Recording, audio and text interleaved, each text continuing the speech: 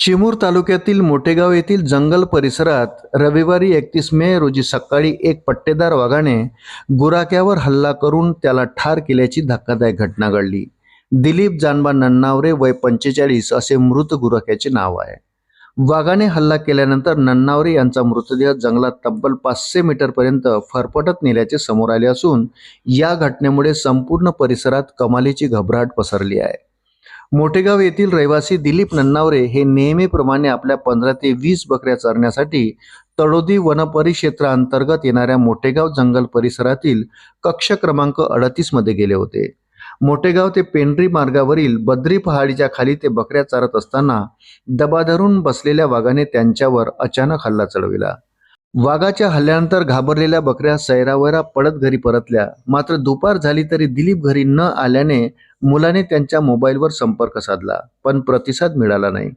कुटुंबियांनी मुलासह जंगलात शोध घेतला असता तिथे दिलीप यांचे फाटलेले कपडे आणि कुऱ्हाड आढळून आली।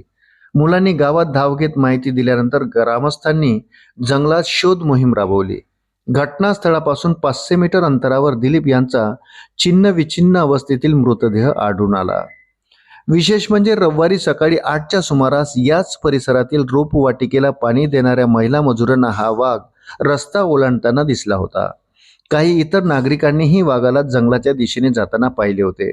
मात्र त्यानंतर काही वेळातच हा दुर्दैवी प्रकार घडला। घटनेची माहिती मिळताच सहाय्यक वनसंरक्षक महेश गायकवाड, वनपरिक्षेत्र अधिकारी अनुप कन्नमवार,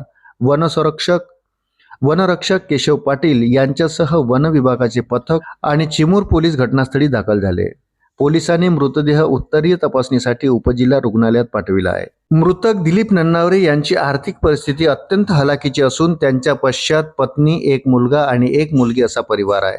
वन विभागाने मृतकांच्या कुटुंबाला तातडीची 50,000 रुपयांची आर्थिक मदत सुपूर्द केली असून उर्वरित नुकसान भरपाई लवकरच दिली जाईल असे आश्वासन दिले। मोठेगाव आणि परिसरातील जंगलात वाघाचा वावर वाढल्याने शेतकरी आणि गुराख्यांच्या जीवाला धोका निर्माण झाला आहे।